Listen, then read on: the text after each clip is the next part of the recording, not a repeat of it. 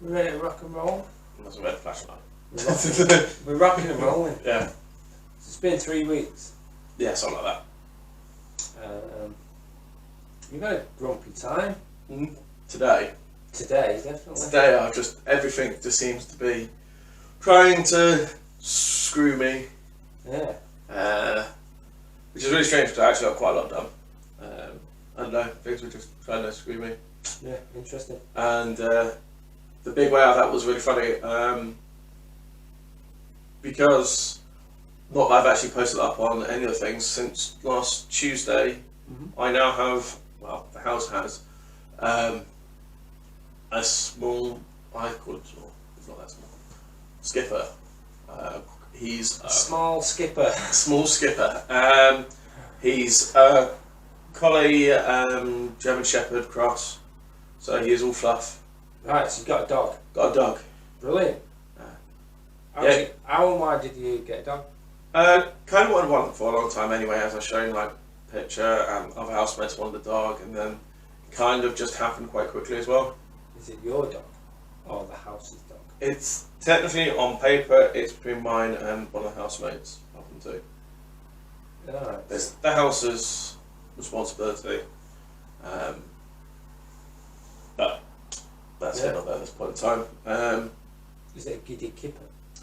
No. No. The only thing he's fairly calm. He gets a bit barky when someone new comes to the door, but he also doesn't like us leaving because he has a little bit of separation anxiety. Yeah. But that was due to, well, if you were left 12 hours alone every day by yourself, you would gain separation anxiety. Yeah, so, I mean, I know how that feels. Like when I came out of hospital, I was pretty much on my own for freaking months. You know. Yeah. But he's been settling in. Still working on stuff, so he's not running away.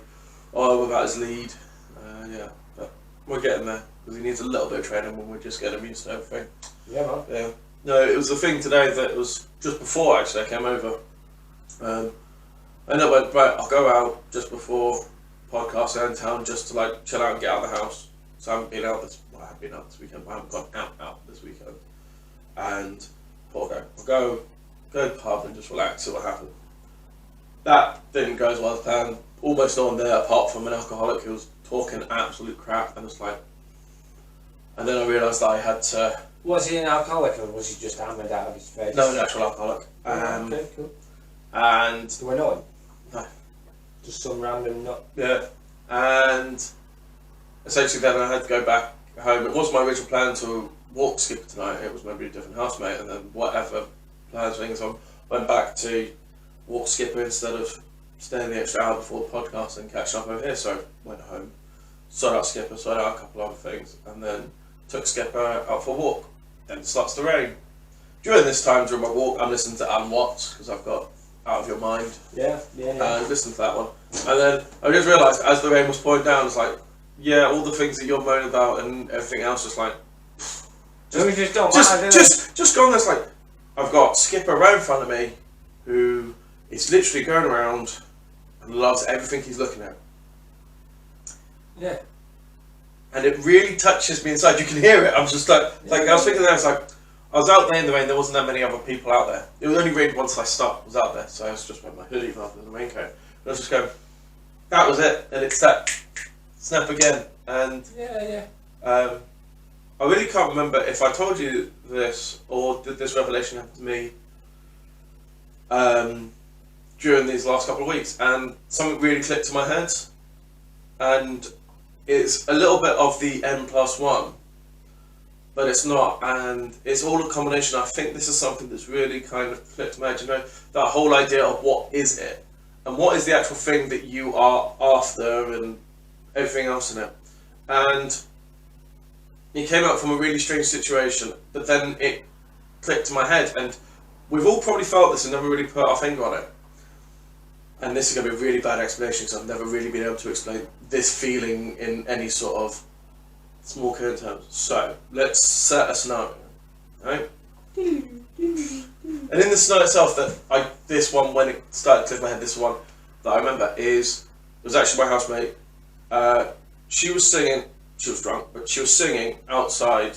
She alcoholic? No, and she only sings when she's not that confident singer. She's got a fantastic voice, but doesn't sing that much, and she only really sings like a couple of songs that she knows. So she's there singing, and she's smiling and everything like that. And I was remembering this as I was thinking about lots of different things about feeling, and it was this snapshot that I was sitting there going, I get to enjoy her being in her state of, let's call it nirvana, so to speak, that bliss moment of being happy, singing what she does, and feeling great about actually doing it. Freedom. And she's just in the zone. Yeah. And I sat there and went, I'm observing this, I'm enjoying it, but I'm not affecting it. Yeah. And maybe that's the point of us in the universe. Okay.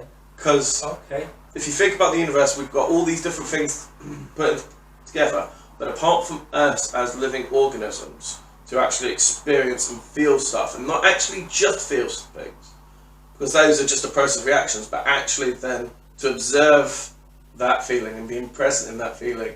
Yeah. And the other times I've had it, for example, when I explained about that boy in the bus and being proud for someone else that isn't me.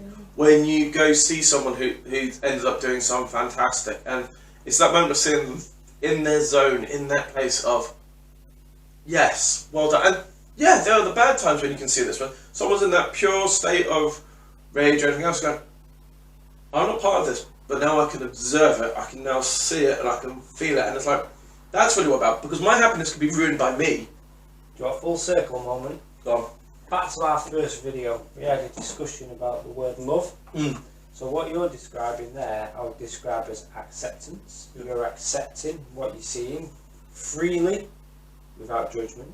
She just accepts the fact that you're there, without judgment. And allowance, you're allowing it, you know.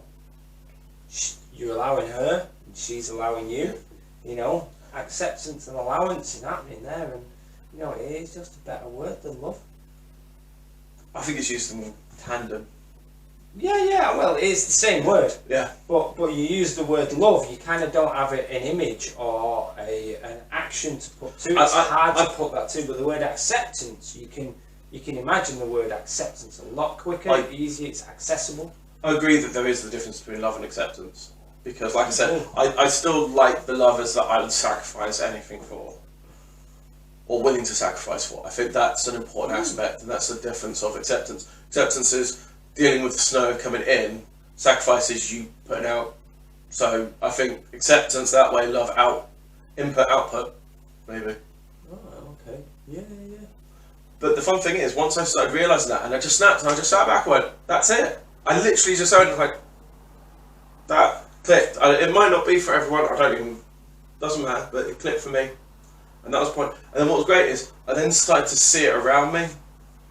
So on another night I went out and speaking to someone else, and she was on about the fact that she studies lots of foreign languages at university, and she started ranting all about the different changes of just absolutely all her forte. And she just goes, oh, I'm sorry, I didn't realise that. I was like, you're probably not interested in it whatsoever. And the point is, like, she's just going on about this, and I've just gone, she's in the zone, she's exactly happy as she is. You see the smile beaming, just absolutely letting off everything that she knows about and wants to talk about it, and I'm just happy and willing to accept all that information, because I get to enjoy the fact that you absolutely fucking love doing this. Yeah. And it's smart, and it's like, why are you so happy about hearing this? I was like, you just said that you don't really understand any of it. It's like, yeah, but you absolutely love telling me about that, and it really burns behind your eyes. And then like, that's it. And then I tried to explain to her what I meant by that's it, and it did go well, but not badly. It just didn't go well. It's like I said, it's a difficult thing to actually tell. But once you feel it, the feeling. Quote Boston more than feeling right now. Yeah. But it's that moment of actually just seeing that, and I think that's something like Skipper also brings out as well. Because when he's out and about and it's like actually on a walk in the park and he's like, oh, what's that? What's that? What's that? What's that? There's a bird. I like birds. He goes chase after birds. I was like, you get to see him. It's like, doesn't matter to him. Yeah. Like, doesn't matter if he ate my whole lunch for tomorrow, the bastard. And how did that happen? it was being called on the side, and I didn't think he could reach that far. No. And I came down later on. And what's really funny is I then came downstairs into the kitchen, and there's my big container where I store my lunches in on the floor, and it's spotless. I've just gone, there's something wrong here. I'm sure I did something. And then I look on the side and go, oh yeah, I left my lunch over there. Like, as you can imagine, clearing up to the detail that you would need to ensure there was nothing takes some effort. Not super. Clean, spotless. Wow, brilliant. Yeah. That's amazing. Happy New Dog Day. Yeah. Then, yeah, enjoy that. I had a new guitar day. That one, which one? Which? That'd be that giant orange one there right in front of you. I remember that one from last time. Oh, did I already have it? Yeah, you did. Happy New Shut Up Tommie Day. Yeah. What is a day? Well, that's too deep for either of those, I think. What's the question? Is it an Earth Day? Is it day? I don't know. What is day to God? Wow. Steady on. Or better still, what's day to the universe? Yeah, well, to be fair, it doesn't even have a fucking sun, so... Well, having said that, you've got to first put the universe in context of something else to know if it rotates. Which also then means we need two other things. Yeah. An observer. Yeah. And a context. Because it needs to rotate around something, but it's like, are we just rotating around it, or is there something else we've got to know if we're coming around it or we're staying stationary? I told that to a student in the classroom, and it's like, what? And I went, right, pencils. Yeah. Some people just say what just to sound like they're clever. I think interesting. But having said that, what's that? Right, this big massive book. I already know what it is, but I didn't realise it was that big. I had no clue it was going to be 500 and... I have a look, by the way, because I've not yet. Of course, that's the whole reason why I brought it. I haven't actually had a proper... I looked at the food section. Was it totally... It's... Does it tell you how to cure the shit? It's over 500 pages long. The sources start on page 500 and they finish...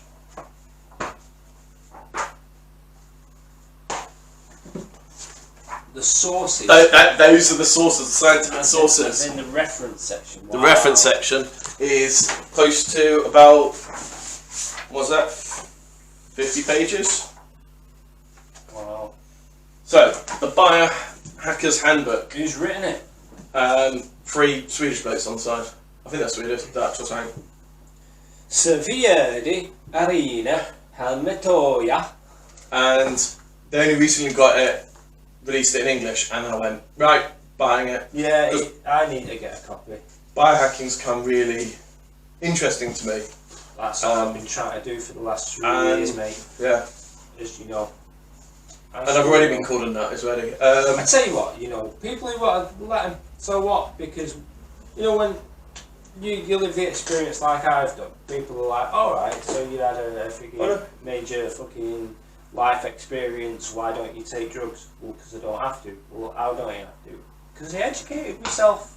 Well, how did you educate yourself? Well, I did X, Y, Z. No. Well, I'm the one who doesn't need drugs. Don't spend money on it, and I'm getting better every day. Here's a great one. So, we both found out from Ben Greenfield Fitness, basically our source for this, and I was listening to his podcast now, only the truest ones, and particularly one, he had an interesting one about EMF. Now, that's proper... what people will call wackadoodle situation of EMFs and Wi-Fi and phones causing huge problems to us, and people start going, well, phones don't cause that. And yeah, so it's in the news that a bunch of birds were killed when they tested 5G. Yeah. So it's a really interesting one, and someone put as a joke this on the on the bathroom stall at service stations, turn off Wi-Fi to save your children. And they kind of went, oh, this is madness, and take it down. I went, actually, have you read the 93 out of 100, I think it's 93, it might be 96, I can't remember, 93 studies out of 100 which actually show that EMF, Wi-Fi, phone signals, radio waves, microwaves, all actually do have an effect on us? I'm like, Oh no, but that doesn't mean that it should be looked at as what someone literally pulled out to try and beat me over the head with, the monolith that is science. As I said, I've got 93 free studies out of 100 say that there is something happening. Because they were that willing to call me a nut, even though I was actually quoting science. Correct. And it's like, what? But I took the high ground. I didn't comment. Because there was a point there, I was like, I could respond to this one, but there's no point. He already thinks it's nutcase, etc. It's fine. You can enjoy the fact that, in the same vein, that the fact that red dyes in tattoos can actually cause reduction in chemical reactions around that part of the body where they're actually connected to, because they contain more heavy metals such as iron oxides, which means you're slightly magnetic and can change your EMF in that regard. And your phone can not only just cause cancer, because commonly people just go, oh well, there's nothing showing that it causes cancer. It's like, I'm not just talking about cancer. Cancer's one C word out there. It's like, there's calcification, the fact that it reduces the amount of calcium being taken up by cells in certain areas, but where your phone is. Short version, if you want to use this, I can't remember the person who's actually talking, but you can literally just Google Ben Greenfield EMF and I think it'll come up. Like your phone, you're better off, you can reduce your output of dangerous waves from your phone by 80% by just putting it to 3G rather than 4G. 80%. Really? Yeah, and if you have your phone on, because it's just that much weaker, it doesn't need to. Can you choose to do that? Yeah. Oh, wow, lucky. And This is like called scientific method. now there Like is called actually checking and not just. I haven't done it myself. Not just now, of course, assuming. there is a reduction in Performance. performance, as you'd expect. Yeah. Proper interesting. But how many times do you really need to download something that quick or upload something that fast? Yeah, I never really even noticed the difference between 4 and 3G. And actually, what you I'll find out. do you have your bit on network connected? Connections, Wi-Fi, Bluetooth, phone, data usage, flight mode. Data usage will be the one that might come up. Right, okay, interesting. Mobile data. Yeah, and it says you can put the setting to like 3G rather than 4G. Interesting. You just turn it off. The other way to do it is if you've got it on you, airplane mode. Yeah. Oh yeah.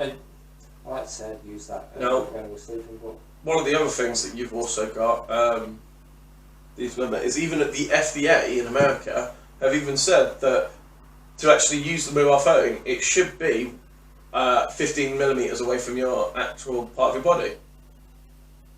Right, okay. The FDA says that for mobile phones. Wow. Which means to actually use your phone, you need to then come in contact with that.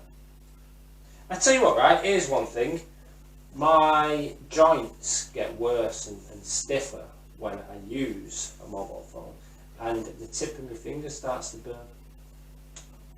Well, there's And it's something only I experience. I don't really know anybody else, but it definitely does. people probably just haven't realised it because they think it's something else. This is something that I know that I wasn't doing before, like the first generate, everything else, like along those lines, is how much attention was I actually paying to my body? What is it actually saying? What does it actually need? And so there's all these different things that we might not know, and there's certain cases, laptop cases, to try and protect against this sort of thing. And actually, one of the worst times, and the times when it actually puts out the most, is actually when it's trying to find a signal. Really? Not when it's got a strong signal, it's when it doesn't have a signal. Because Right. it basically goes, I need to find a signal, and blasts it all out. Yeah. So I can't find it. Anyway, I've just done the search option. I might be able to find it somewhere. I'm sure I can find it on my phone and then find it in another spot. General management. No. I haven't done the search option. Oh well, I'll look later. So Hardly makes great TV, really, does it?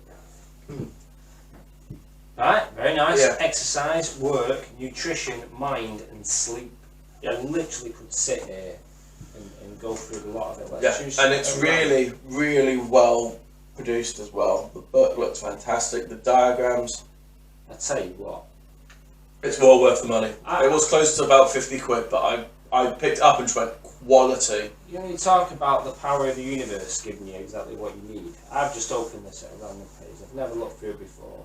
I've been thinking about genetics with myself because of Crohn's disease and all that business. And you remember the book I was reading last week?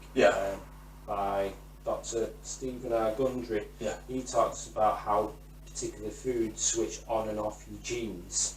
The genes that want to kill you, or the genes that want to turn you on. I open it up, first thing I see, top of the page, gene tests in nutrition.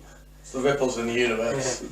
Gene tests can be used to identify increased individual risks of various illnesses, which are then taken into account when making lifestyle choices. Something I've said to my doctor a lot, and he has just absolutely disregarded, offered no opinion left or right on it.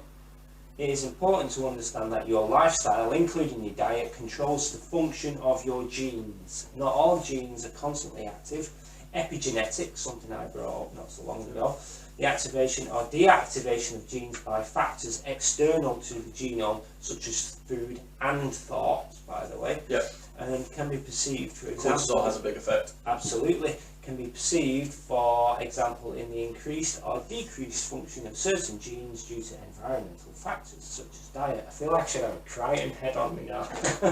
So tell you what I love though, and reading the word from there, is the words are really accessible apart from the actual scientific words. That was written in plain, good English because they translated it. Do you know what? That is good English, that.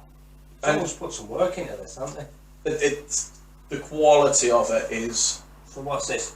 Nutrigenomics. Nutrigenomics. Nutrigenomics. We're going to be crying here. Nutrigenomics involves the study of certain effects of nutrition on the function of genes. For example, researchers in Norway found that cutting sugar consumption to less than 40% of energy content of the meal, can't do it now, it's too much reading, can lower the risk of cardiovascular diseases, dementia, and some types of cancer and diabetes. Cardiovascular disease has been the second biggest killer in the world. Here's something for you guys. There's a QR code on this page. I'm going to hold it up to the camera, and if you guys want to pause it and get more info, then let's get it on. Come on, focus, Mr. Camera. Is it focusing? I can't tell. No, I know you can't. But whatever. We had to go. Yeah. We had to go. Wow, amazing that. Even just as a textbook, there's so much interest. You just look. Right, okay. The universe has taken the piss here. So, Eagle Eye viewers may notice that every one of these videos I have had a jug of lemon water, which I'm constantly trying to get down his neck, but he never has it. That's not true. I always have lemon water. Yeah, but you sometimes you just ask for just water, so I've only given you just water for the last at least two. Yeah, it's only two just because it was messing around with me. So here he goes, he just opens the page. Lemon water. Get hydrated first thing in the morning by squeezing the juice of half a lemon into approximately half a quart of water, mixed with half a teaspoon of high quality salt. Lemon juice supports the digestive system and acts as a diuretic, increasing the need to urinate and hence removing waste products that have accumulated in the body overnight. Salt helps the adrenal glands produce cortisol, needed for waking up, essential in the early hours of the morning. And there you go. The universe works in... Yeah, man. That's the secret, ways. Isn't it? Dude, and it's a massive book. I love it. I'm amazed at how big it is, because in the pictures it just doesn't look that big. I'm buying it. How much was it? I think it was about 50 quid on postage. Did you get it from their website? Yeah. Right, okay, so you've got to go to there. Brilliant. Yeah, lovely. Well impressed. Yeah. I haven't had a chance. I looked for the nutrition part and I didn't get dramatically through it because I've just got so much. Can I do one more page at random? Anaerobic fitness. Can't be bothered. Did you know melatonin production, triggered by sundown, affects blood sugar regulation and induces drowsiness? Right, okay. You can actually take melatonin to help go to sleep and start your circadian rhythm. Circadian rhythm is brilliant. Melatonin most commonly is used for to actually deal with jet lag. Oh, yeah. Wow. Brilliant. Wow. Great stuff, that. Yeah. Need to read more of it. So, what else have you been up to? It's been 3 weeks.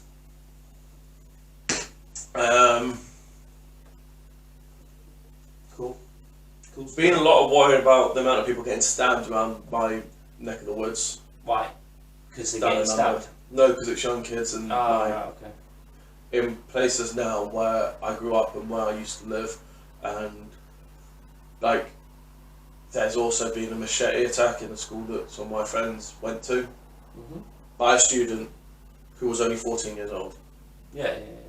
And so tell you what, I'm not seeing, because there was a letter that was posted up about it saying for parents to look into their child's bag to make sure they're not carrying anything. And I'm just really, really, really worried, and I can't. I need some way to help resolve this, and I just don't know how. And I don't see it getting resolved in London. I don't see it getting resolved up here, because there's lots up here at the moment as well. Nice. Someone recently who. Go on. And it's one of the big ones because it's basically young boys that most of them are under the age of 25, and they're killing each other. And there's other people as well, but a lot of them are killing each other. And for what? And part of it is the fact that, and this actually comes from something I was listening to Alan Watts today, maybe some of it is a result. There's lots of different causes. There's never ever just one thing. It's a very common misconception that everyone goes, oh, this one thing will solve everything. This is the one cause. Never. Stupid. Never. Yeah, that's just stupid thinking. Yeah, absolutely. Mostly you see that in politics. It really gets on. Oh, this one thing. The crazy thing is you think the solution to people dying is take the things that kill them away, and it's never educate people or bring them up properly. Unfortunately, we seem to be constantly putting people more and more in a place where they feel that this behaviour is appropriate. And the worst thing about it is when we do try and take a custodial approach to it, so trying to put people in jail. Yeah. They then let the people who've been caught for like having knife crime for multiple times out there on nothing. Like not are we only coming up with rubbish solutions to it, we're then not even using those solutions as the way they're meant to, so it becomes even worse. You know, the scary bit is I think we call those decisions stupid too easily. We just think it's just negligent or silly thinking. I don't agree with this situation. I said I'm not disagreeing with you, I think you're right. No, well, like to label something just one thing, or all politicians are stupid, for example. Well, because it is a political decision that whether it be legal or not, blah blah blah, and they're not stupid, these people. No. You don't get where you are by being stupid, and it just raises more questions. Yeah. If they seem to only want to be reactive instead of proactive about these issues, yet at the same time they will say these issues are massively important, then the question has to be asked is, what are they really what is your end game? What is the end state that you're after at this point in time? Because it does not seem like young people's safety. Well, yeah, because I mean they'll say one thing or well-being, and then literally do another. Yeah. And have a great way of justifying it. But the weird thing I notice about politicians is their way of justifying it. It's incredibly rehearsed. I don't understand. Why can't we have a human politician? Because they can never be one. We do have human politicians. Unfortunately, there's something more going on behind their eyes. Smoking mirrors. Well, yeah. I mean, I love a conspiracy theory, whether it be for entertainment value, whether it be for self-education. Yeah. You know, in the instance of this, you know. But the point is you, unless you are asking those questions, how are you going to know? Then the next thing is, if you are just satisfied with the first answer that's regurgitated out to you, are you a fool? You know, and it's a constant. It wouldn't be unusual for a start. Well, no, that's true, but you know, you kind of just. I think that's. How do I put this? There's no easy way to put it actually, because you talk about. I'm essentially going on about the search for what is true. Well, the truth is subjective because it's part of what involves in the universe. I'm going to shut up. It's rocky ground, this, and I can't consider myself educated enough on it. You know. But I think there's a point that was actually made, strangely, by Eddie Bravo on the Joe Rogan podcast with Alex Jones on. Mm-hmm. And it was a really good point, and I think that was an amazing podcast. Please go see it. It was amazing. And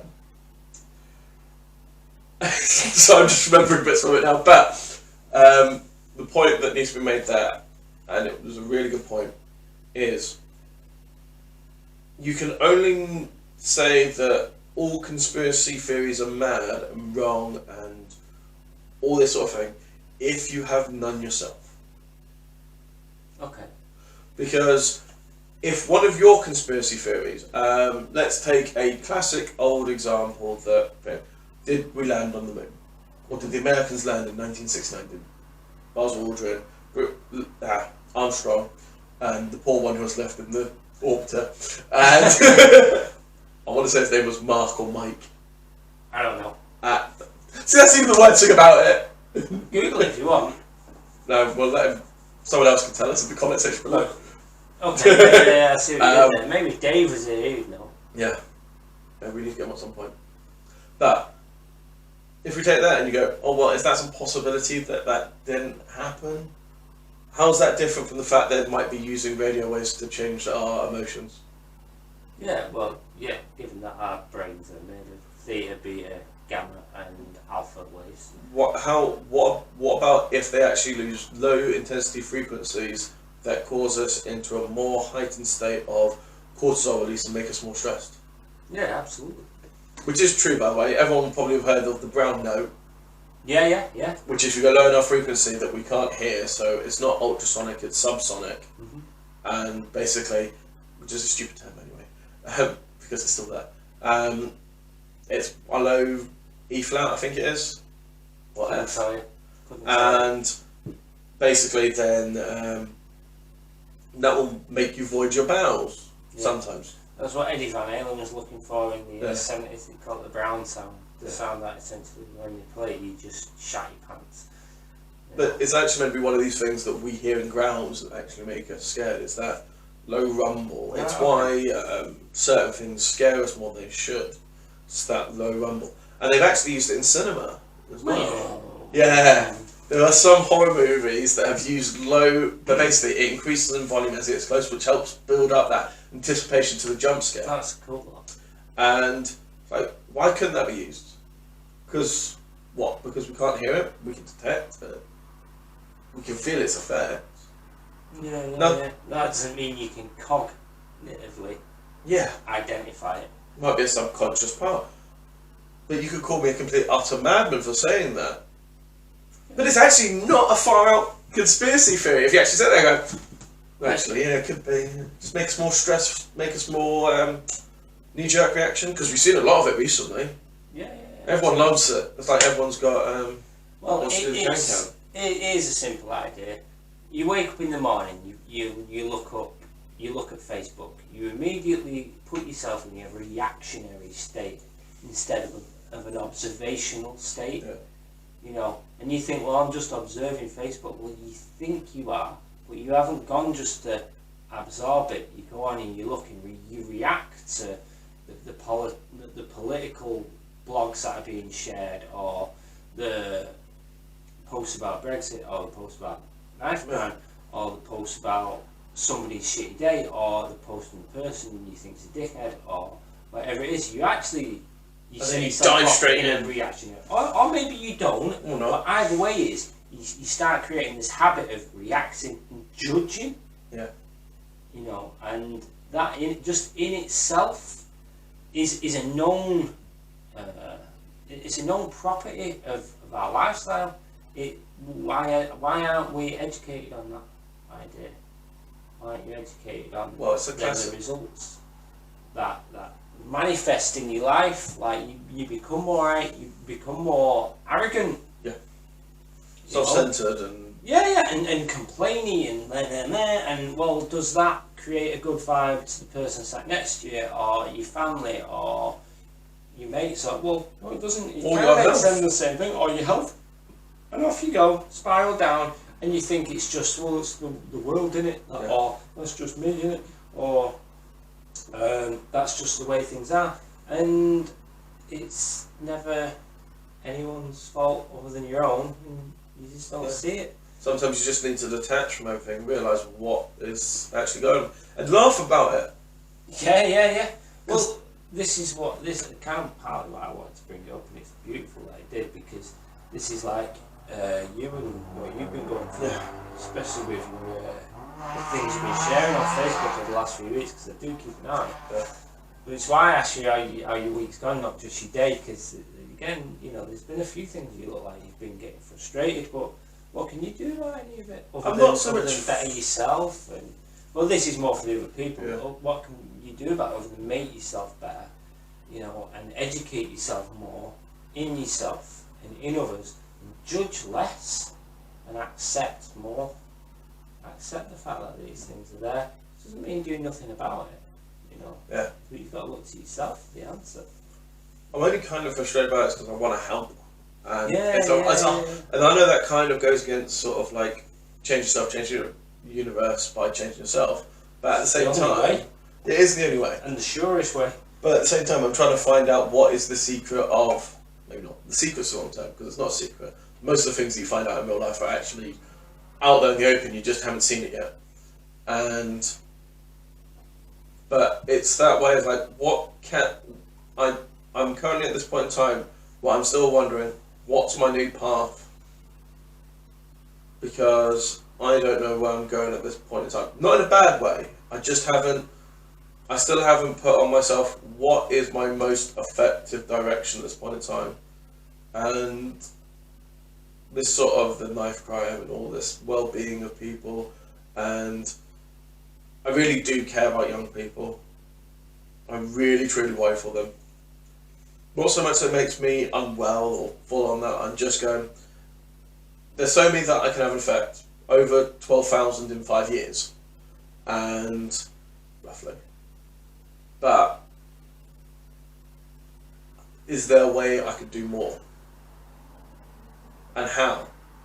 And not just them, but other people. What can I do to not only continue down my journey of becoming even more? Because now my weight loss hasn't been as good as it could be over time. We hit a plateau. We've now gone under 300 pounds now, so that's 100 and... So now we're down, what was it, 161 pounds or so? Yeah, have you done it on your phone? I haven't weighed today, but we can probably go on that one on Friday. But at the same time with that, it's like, yeah, no, I'm just adjust things, that's fine. Little adjustments, little tweaks, that's not a problem. But I'm looking for a grander arc. It's a fine question to have, isn't it? How can you make the world a better place? And it's a more refined and fine question to have to ask the question, how can I make the world a better place for this specific group of people? And the interesting thing about that is you as a person, and I'm making a prejudice kind of comment here, you as a person are quite a large ballpark away from the person who would be involved in that event, other than maybe obviously a victim, you know. Or schools, that's my connection. Yeah. But I mean, as far as some kind of rapport goes, because that... I mean, I'm not someone who stepped from knife crime into it. I'm not an ex-gang member. Yeah. And it's not as if you're going to like dress up as Batman and go and, preventing it physically on the street and blah blah blah. So if we start a Patreon, then I will dress up as Batman to we'll put that as a stretch goal. I tell you what, rather you than me, But I don't know how much money with it. I would need some serious weaponry, which is the irony of the situation. It'd have to be the Adam West one. You'd have to I'd tell you what, that might stop a knife crime in its tracks. I ain't dressing up as Robin. So just get my chainmail on. But essentially, what really... That's escalation, that's all it is. Yeah, exactly. It is escalation. But I want to try and help the root cause of it. Like, I'm not going to change a the game. root cause is media, I think. Is media, I think it's the only way to get... and actually, this is the point that I was going to say. It's like, what's the quickest way to get attention these days?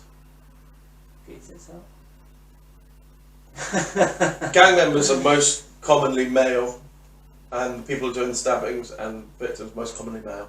So, probably not. I appreciate the idea. Just popped out of there. Just like that. I'm feeling a little bit. I don't know. I'm feeling a little bit tired. I'm feeling a little bit calm, cheeky, but I don't know where it's all coming from. Where you're... Yeah, I don't know. I've had a funny few weeks as well. But carry on. So the point there was one of the easiest ways to get attention is to commit a crime. Or be rich. Or commit a crime to be rich. Commit a crime is the quickest way of getting on the news. Quickest way to get attention on you, one way or the other, in your group, in a literal sense of even end up going to court, getting the attention becomes you. That's what happened with the whole Christchurch situation as well. Yeah. The whole point of the Christchurch shooter did not pay attention. I know it went on. I literally have zero details. I don't watch stuff like that. I'll keep it as simple as possible because the short version is this 28, 29 This is definitely happening. Go on. year old basically killed 49 Muslims while they're in one or if not two mosques. Wow. Using a semi-automatic rifle. Right, okay. And he live streamed it all on Facebook. Whoa! And That I did not know. And he put up his manifesto on 8chan and 4chan, I believe, as well. No. When you say his manifesto, as in it was premeditated, Yeah. he told everybody, here's what's going to happen, I'm going to do it. How long in advance? Maybe half an hour or so. Alright, And okay. gave a link to the Facebook where he'll be streaming it from as well. So it got noticed. Wow. Like I said, the end of the world will be televised as the term. And so during this live stream, he, and even in his manifesto, there are multiple references to modern day memes. He quite clearly was that easy to take lives that he even floss danced, if I remember correctly. And Really? did this sort of stuff. I haven't watched the video, so please, if he didn't do that, but however, he did say subscribe to PewDiePie and other different memes like that. Now, that's interesting to hear. but the interesting part, yeah, so that is really interesting. But if you actually read his manifesto, which you need to get down to the root of it, about why he actually did it and why did he do this, because it's very easy for someone who's not in the know to go, well, clearly he's just one of these people. He's someone who deals with memes. Clearly he's a person that goes on 4chan, 8chan. Please don't. It sounds like a great way of discrediting all those things. Yeah. Even though this is just word of mouth from you and me. Yeah. In the manifesto itself, it includes this. It even says exactly what the media would do about it.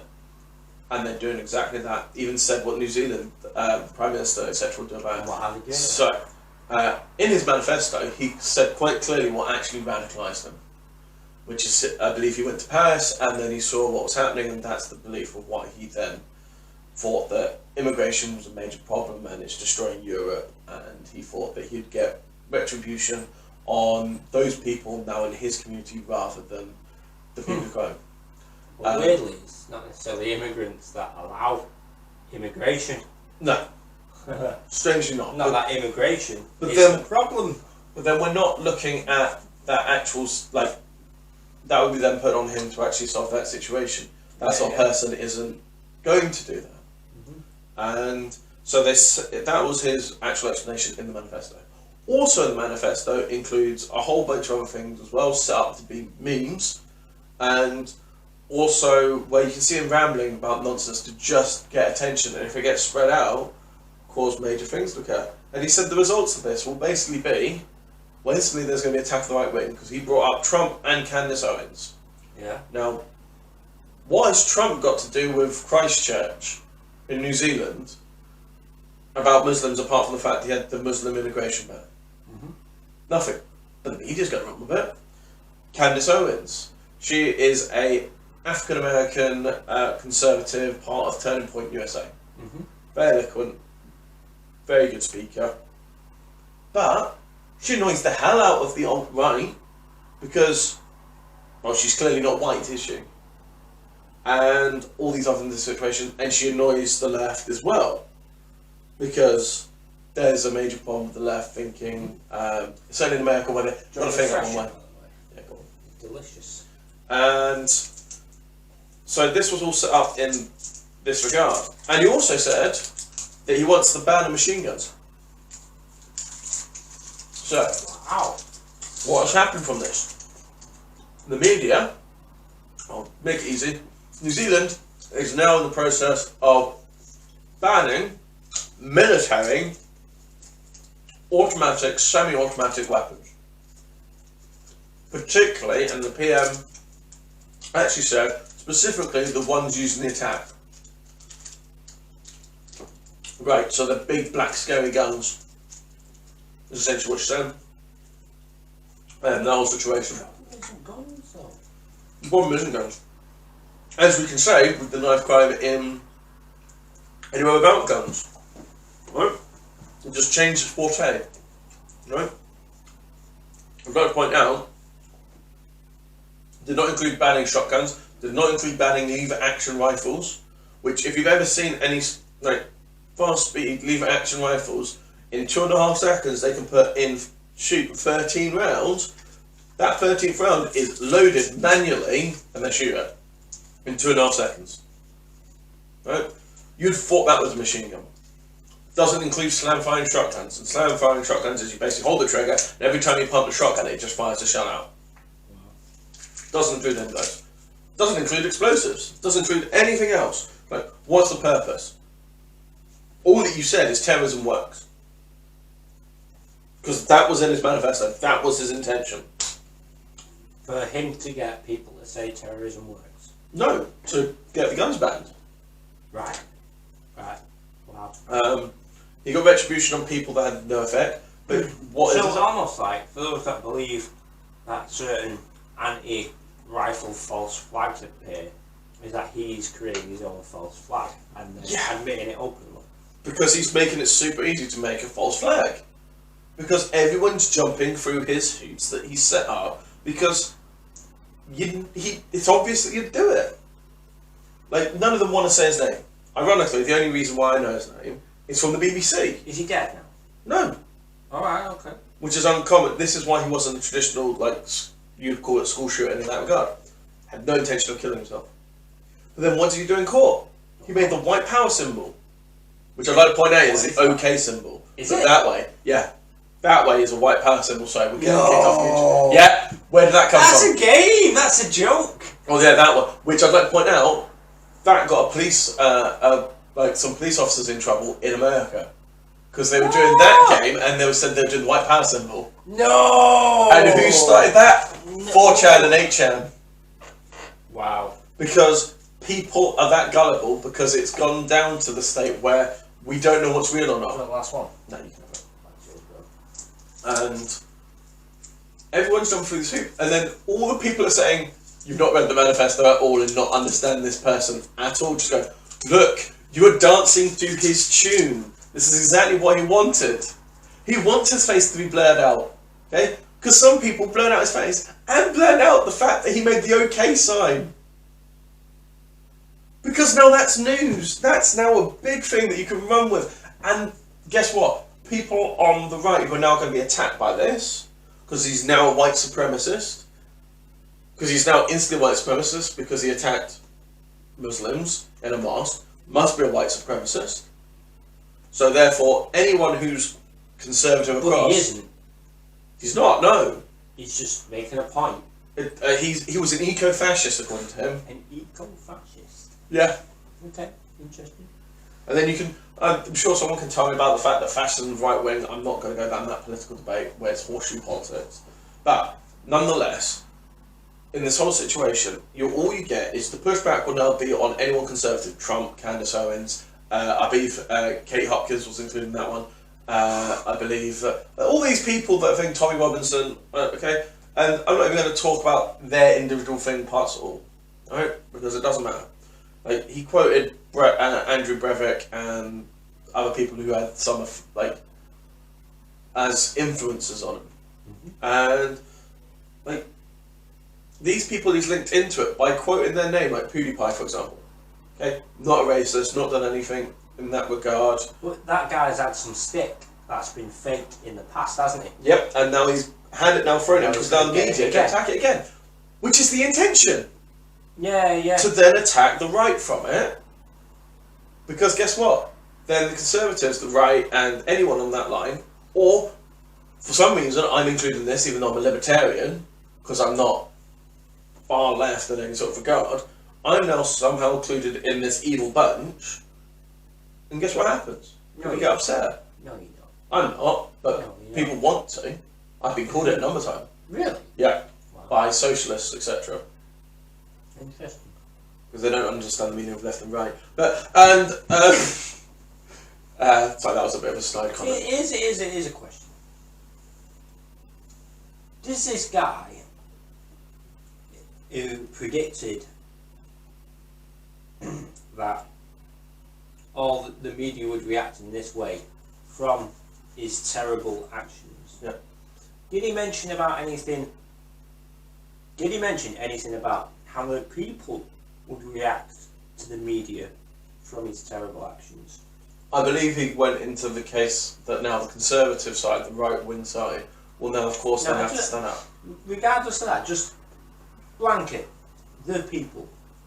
I can't remember off the top of my head right now. Tell you what, right? If I go down to a local pub, yeah, there'll be a mixture of people in there. Yeah. There might be a larger mixture of some, depending on what part you're in. There'll be a mixture of people in there, but you wouldn't know. You pretty much would guarantee that they'd all react in roughly the same way to this event. How would he predict that they would react? Or did he even mention it? Or I don't think he mentioned that people predicted. That's the point, isn't it? The media are wanting the reaction from us. They're not wanting just to share a story. But he did mention about the crackdown on other media parts as well. So, for example, Facebook has received no actual sort of punishment for the fact that he live streamed it on Facebook. But anything else that he's been part of have been shut down in some regard and been punished for it because they have then allowed it on. But for some reason, Facebook's allowed it, even though they literally live streamed. This is creating a little bit of conflict in me because all these intentions are kind of.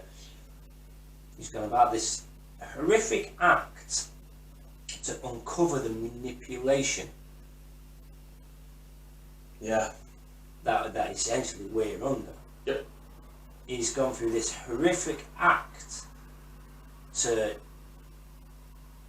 simultaneously, according to just what you've told me, to simultaneously, because I'm English, simultaneously also criminalise these people, or at least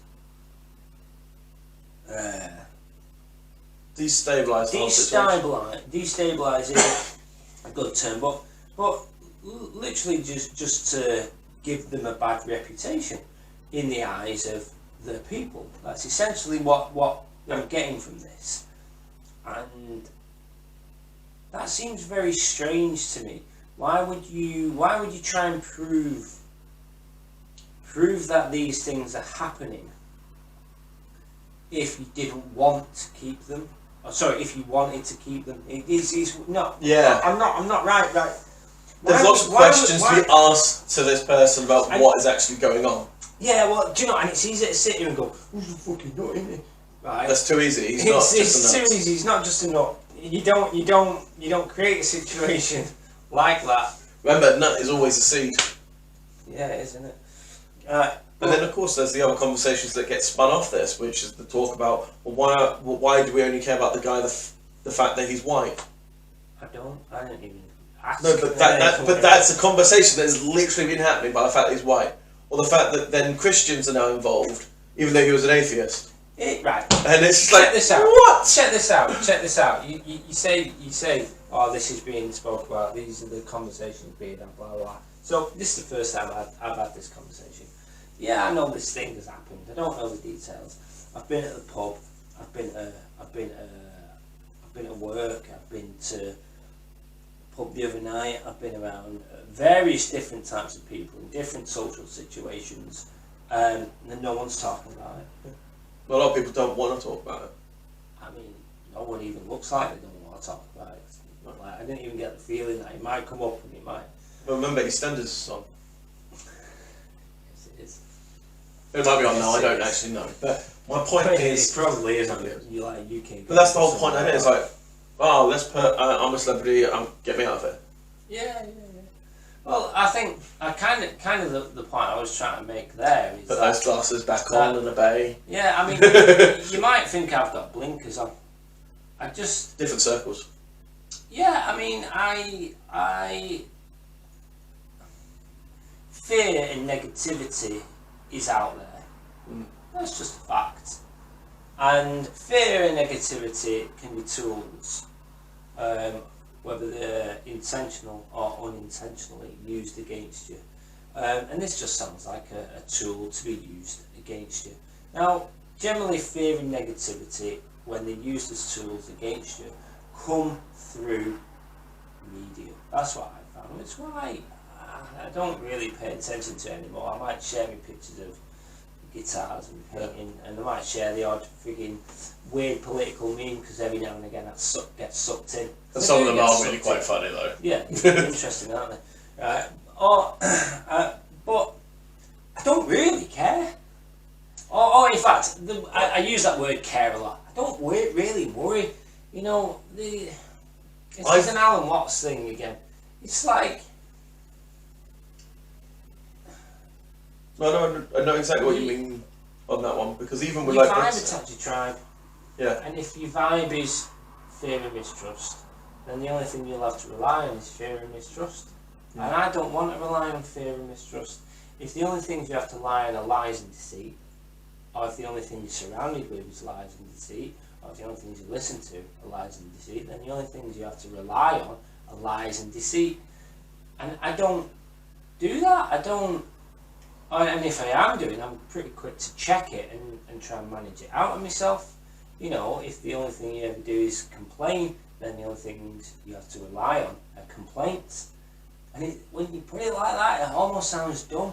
Well, I want to rely on trust, I want to rely on love, I want to rely on fun, I want to rely on smiles, I want to put good out, get good back. Correct. But, you know, and since I've been trying to integrate that kind of idea into my life, only good has happened. And I just mean across the board, only good has happened. And bring it all the way back to what I asked you earlier on, you know, how are you going to affect it? And it is a change yourself, change the world kind of thing. And it works, or it's certainly worked for me. It's certainly worked for the other people I share this idea with, and those people that engage with it, it works. It's like 100% success rating so far. Now, here's the cinch. It may take, or the clinch should I say, it may take some time.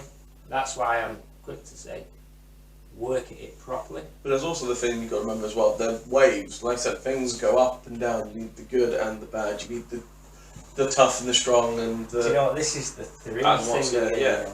You need all of that, and you need to see that top, the bottom, and the only way you can see the top and the bottom is being out there. Yeah. You can't see the valley if you're in it because you go, oh, bloody... Yeah, absolutely. You can't see the forest through the trees. And this is again to become an observer, and to be an observer you must receive, and in order to receive you've got to accept. And I've not fully got that way, but I've seen a lot more of cases that I'm avoiding politics more and more. There's the effects that so even though I'm still talking about, I do post about the knife crime because I do worry about, because I'm worried about young people. I'm worried about this sort of thing in post. But I'm not too worried about the politics behind it. I just want to finding the truth behind it. What is going on? What can we do about it? Rather than going, oh well, it's this person's fault because in 1974 this happened. That's not what I'm after. Imagine a man in your position. The body he was after, the love he was after, the money he was after, the happiness he was after, the travel, the house he was after, and imagine as many people as possible saw you do that. How many people would want a slice of that? Regardless of race. The question is, do they want to join in or take a slice is the question. Well, that's up to you in how you put yourself out there, can you be a shining light? I'm trying to be more that. That's like I said, even more reason of losing the weight and everything else. It's how can I ever tell someone to work harder or try harder when I'm not as best as I can be or always in will your be? opinion, Whatever, yeah. I would sit here if you weren't already pretty fantastic, because I am pretty fussy about it around and why, and I'm also pretty hard to have a conversation with outside of the things I'm already passionate about. I'm actually a little bit socially inept in many ways, Yeah. And what do you mean? I'm thinking about other people when I mentioned doing podcasts with Tommie, some people go, oh yeah, but they ask how you are and stuff, but at the same time they go, oh yeah, but he was always in, the reason why they separate off is because you were doing your thing. It's well, if it didn't cross, it didn't cross. Yeah, well, I mean, ultimately what I'm saying is,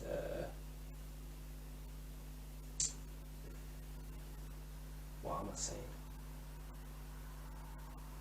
Words. I've said some words and I've made some sounds. I've been holding a fart while I'm on the subject of sounds. I've probably been holding an Eric kebab earlier on, and it was very nice. Yeah, it was double seat kebab, chicken tikka, extra salad, mango and mayo. Oh yeah. Right. So what am I saying? I'm essentially saying just carry on doing what you're doing, and it's easy to feel we should interfere or get involved or share our tuppence or whatever it is. And ultimately, and this is one thing I've learned, it's not a pessimistic thing, it is the road to hell is paved with good intentions. I'd keep them towards yourself, and within your circle, within your arm's length. And there are times where I've certainly been bitten trying to help, you can always only put your hand out and then... Well, it depends if your hand crosses somebody else's personal boundary and you think you're helping. Some people don't want it, some people can't accept it, whether they do want it or need it or not. And what that led to, in my experience, was actually me then getting hurt.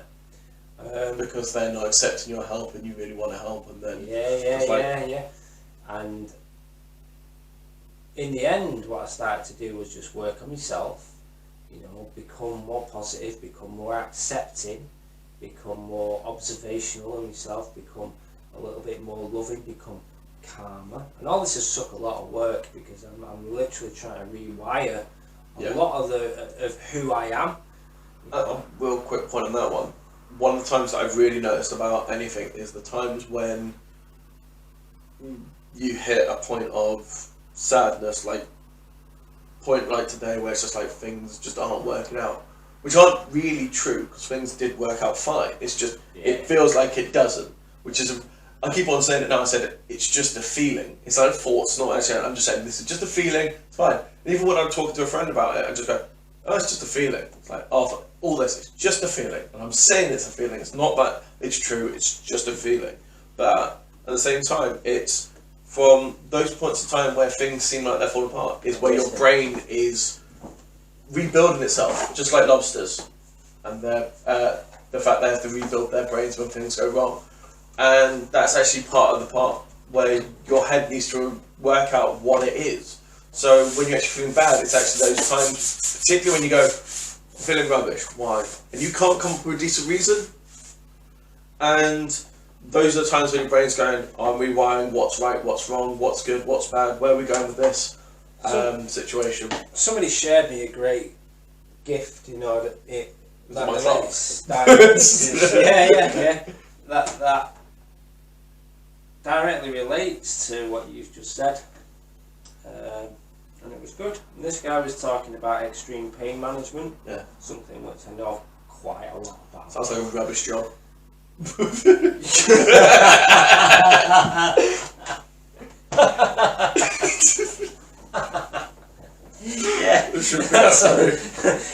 Have some extreme pain and we'll pay you for it. Okay. No, what's worse is there's extreme pain and you have to manage it. Yeah. Oh man, that's right. Tooth decay. Toothache. What have you been doing today? I tell you what, right? That's still not far from my own experience of life. You know, over the is that life pain? Extreme pain management. Right. So here we go. Extreme pain, not extreme pain. Yeah. Okay. I found this very interesting. He's drawn a sine wave. Well, let's come around this way. So there's your extreme pain, and this is like, well, if I I see what you're doing there. Snap it. There we go. In fact, if I snap it that way, I'll be there more. Less chance for it forward. Yep. Right. So here we go. So he was saying that. If this is like the most pain you could be in for whatever your condition is, and this is like the most bliss, it's saying that as this starts to happen, you get to there. Let's say you consciously acknowledge it, and then when this symptom starts, your body actually then starts to go, oh yeah, I remember. That's leading up to this, isn't it? Yeah. So what we'll do is we'll prepare for this. So really then what it does is it starts to accelerate you up to that. Yeah. Because you've consciously acknowledged it, and your brain is wired because it's You're going to hurt in. yourself, stop. So it's telling it hurts now, so you don't go there. No, it actually does go there. Your body's like, it's going, all right, this pain is happening, so we're going to prepare for it by... We're going to make the event happen. The body's responding to the mental stimulus because your brain expects it. The body goes, all right, yeah, that's what we're doing. We're going to go at pain now, so let's go. Whereas instead, if when you get to this point, you think, oh, last time I went there, but half an hour later I went there. So instead, as soon as you feel this, instead if you start thinking about that, your body goes, I remember when this happened. Actually, that was the end result because your brain focuses on that. Actually, you'll go straight to that. Yeah. Instead, it's also the same in dealing with situations in general. When you're about to go through like something that you're really scared about, you're already up here about worst case scenarios instantly. There you go. And all that adrenaline, all those horrible stress chemicals are flying through your body. It's like when you go in, like when you go into somebody you don't like, you're expecting hiking, you go in already like that. Yeah, and then it actually makes it 4 billion times worse because. And that's these situations, and I just don't have that anymore. I think we need to. I just deliberately, I machine this into me, like constantly, every day, every morning, almost every moment of every day. I'm practicing that. It's back into thinking like a dog again. Well, yeah. It's the same thing again. When you go across a new experience, like Skipper, when he comes across something new, he's like, "Ooh, what's that? This is gonna be fun. What's that? I'm gonna look at that." And it's fun. And it's fun. And then when it is, it's like, "Oh, let's play this game." And then afterwards, it's like, "Okay, well, we're good. What's up?" And it's like, "Oh, that's not new. There's a bird." And sometimes we do overthink things. We do go into for danger zone because it's prejudice. it is For our prejudice, own situation. and call it is the curse of humanity. Is it a curse of humanity, or is it what we've been led to believe we are? It's because we can see the future, or what we think we can see the future. Well, you know, I decided that my future was going to be bliss, and since I've been practicing that end, guess what? Feel pretty fucking happy. Yeah. If I'm honest, with almost everything, like almost everything, I can't tell you how happy I am. Even when so Friday, I felt so, not Friday, Thursday, I felt so ill. Like genuinely, I shouldn't have been in work, but guess what? I went to work and I had a top day. Yeah. I had a top day with my headache, with my achy jaw, sore throat, my achy legs, my achy kidneys, and I had a top day. It was great, you know, because I was able to observe. Yeah, see what's going to happen. Instead of like what you said, be in the trough or on the peak. Yeah. And go, ah, you know. And I'm just there watching it. It's like, oh, okay. That's that. And everyone was like, Tommy, why are you here? I said, well, because I can feel like shit at home. Yeah. And they're like, well, yeah. And I go, well, that's what you're going to feel. At home, I don't get to chat with you guys. Yeah. At home, I don't get paid. Yeah. Tom needs me help. You know, who's the lad I was working with. And you're just going to feel sorry for yourself. And and I won't be entertained, you know, and it was just so much better being in work. Yeah. And I was well grateful. You know, and also it proves to yourself once again, it's like, I can get through this. Yeah, I had a top day. It was long and rough, but I had a top day. A new job, by the way. I really enjoy it. It's better. Is it a new job from the one that you said before? It's working at the university again. Oh yeah, so you're doing the same job that you've been before. We're just recruiting a new team at the moment. And, well, if they need someone for July. Why do you need work? Well, I need someone over the summer at least. Yeah. Yeah. Get us your bits and bobs and. I'll give you CV. And literally say I'm free from some point in July, and I'll tell you when. Yeah, I don't know how much work there will be, but they're willing to pay me. I'll do it. I'm pretty sure. I can be quite mercenary at times. It's a good thing, you know. Interestingly, again, you know, it is working in education as well. So yeah. It's a different side. I like seeing. It's really good, man. Might help me when I finally actually write this book about how I change education. You'll find it eye-opening working where I work. I mean, at the end of the day, it'll be good. I think it'll be good for my teaching anyway. At least to see how.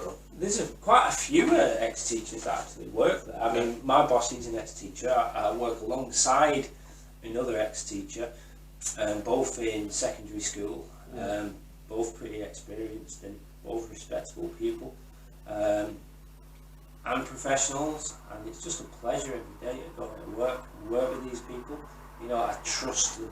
You know, I trust them to be looking after me back, not sticking anything in it. Yeah. You know, I trust them to be. I mean, I even said to my boss the other day, and said to him, I said, I trust you, like, implicitly, because if I'm doing something wrong, I trust you just to tell me and then help me get it right. Yeah. And if I can't get it right, I trust you to tell me and then get me doing something else. Yeah. Or that's leadership.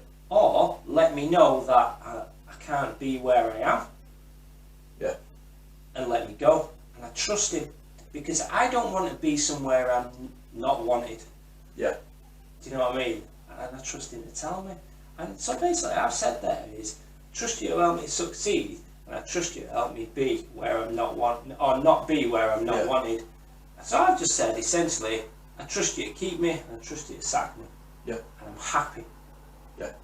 I am happy for that, because that's what kind of guy he is. I would happily let him put a bullet in me, because if he's going to do that, that's appropriate for YouTube. All right, well, whatever. What I'm saying is, talk about sexual acts on YouTube. What I'm saying is, I respect and I admire and I trust his judgment enough, because he's demonstrated to me, for me to say that organised. Now, I and you got loyalty to him because of it. Absolutely. Now, I used to have that, and if I'm honest, that I used to have that with a couple of other bosses, but I no longer have that. And actually, it takes a couple of those incidents to actually lose it with that. Yeah. So I'm. I know exactly. I've had that with some headmasters, or heads of department. You need to know exactly what they're going to do. It's like, I'm perfectly fine. Sometimes it's like, even if they're not my side, but I know exactly what they're going to do, and I know why they're going to do it. After that, I can deal with everything else. Yeah. It's like, if I know that that's their intention of what they're going to do, and I know that, like, the worst is when I don't know what you're going to do, and I don't know what light side you're going to take, because that creates uncertainty, and that uncertainty means that now I need to be stressed because I don't know if you're friend or foe. Yeah. And although we shouldn't look in that regard, it's effectively what's happening. That is what's happening. That is what's happening. You know, and it's just a wonderful place to work. At least my department is. I mean, here's an interesting thing: is I never worked. In fact, here's an example of how the positivity thing has done me so well. The job I've got, I didn't apply for. Yeah. You know, the job I've got, I was offered. The job I've got has had 2 pay rises added to it. Yeah. I've gone up 2 levels. I didn't ask. I didn't try. I was just positive. Accepted. I accepted. Well, normally I'd have freaked out. Yeah. And like, oh wow, I can't do that. I'm currently recruiting a team at the moment to do whatever it is I need to do. And normally I'd have freaked out, but I've gone like, no, I trust those guys. They know what they're on about, and if they say I can do that, then that's what I'll do. And now it's time to find out if you can do that. Yeah, well, I am doing it. I've been there for however long now, and I'm quite happy. And the exam period is going to come along, and that'll be well, hopefully not, but that'll be very busy, because there'll be a few million scripts going through us. 47 days until the RS exam for AQA. Okay. I think it's AQA. I don't know. The RS exam's first one. Okay. Well, we'll see, won't we? Yeah. And I'm treating it as. We'll see how you feel on that week when I mean, crunch time's going to come, but it's for me. That's where the fun is. Yeah, it's for me and the team to sort out, and it's going to be a great learning experience, and I'm just happy to be there, and I trust everyone around me in every way. Yeah. And I trust even the people I've not met yet. I trust that we're hiring the right people for the right reasons. I trust that they'll be put in the right place. And if not, it's your job to make sure they are. Yeah, absolutely. And it's just all good. It's as simple as that. Everything's all good, and all the bad stuff that's happened to me in the last however long has led me to this point. So those things were all good. They literally were. And it ain't even me spin. It's not me spin. I can't tell you how much. Like, I literally am smiling now, and it's freaking real. That's how much this positivity ride has done for me. It's not even how much it means for me. This stuff has happened. It's happened. It's sometimes when you do the loop back, and it's like, even if I went through mine, like, anyone who knew me in high school could quote my line saying, I never want to become a teacher. I'll never become a teacher. Oh, yeah. And you could go through the times as well about the fact that we could go back in times on what that question, if you could go back in time and tell yourself one thing, what would you do? And more now I go, I don't want to, because I won't be on the same journey where I am now, and I think that would change me dramatically. So let's take an even example. It's like, oh yeah, during college, just control your weight. That's it. Do you know what? I reckon if I went down that line, I would be a total arsehole. I actually think so. Oh, okay. And I probably wouldn't have met the same people in the same way. I probably have a very different approach. I probably know a lot of different people. I can't say whether that's better or worse. Yeah. I'm not even going to say, but I did. I'd guide a younger me away from a lot of different situations. Would it have created a different me? Yeah, but I do actually have, I won't call them regrets, but there's definitely more wisdoms in me now. There's more wisdom, but the first thing about the most important lesson about teaching wisdom. Well, You can't teach it. correct. Correct. Well, that is me point of view on the situation. Is But then if we talk about causality, then like Crohn's disease, who wants to go through what I went through? No one is the answer. And could you bring that back on yourself? If you could save yourself from it, would you put yourself through it again? Correct. Now, I reckon quite easily I could have avoided it. Quite easily. I can think of numerous things that would help me avoid it. Would I have the knowledge now, or would I be on a completely different journey? Absolutely. Yeah. But do I love the journey I'm on now? Yeah. Would I love the other journey, whatever that may have been? Well, I don't know. It's not my slice of reality, is it? Right now, it's not my slice of that. There's certain people that will be doing totally different things because of me now. Yeah, absolutely. I've got students that are definitely doing totally different things now because being like some sort of influence on them. Yeah. And there's a bunch of others, and like even now, me changing throughout this, I've like helped certain part of my other friends and other parts of life because from this I was like, right, I'm going to make myself better. So I learned cognitive behavioural therapy for myself, which then I've like put that on to help with other people with that and different thoughts. And I wouldn't, it's not regrets. It's just a different path that would have been taken. Yeah. You know, and now you could have taken that different path through whatever lessons you had to, or through whatever sufferings you had to go through. You know, so this is the +1 universe example. Yeah. It's win-win, and it is the perception you habitually choose that makes things appear loss. You know, and the more that +1 universe thing is, it is, you know, it just is. It's the mum washing the pots analogy.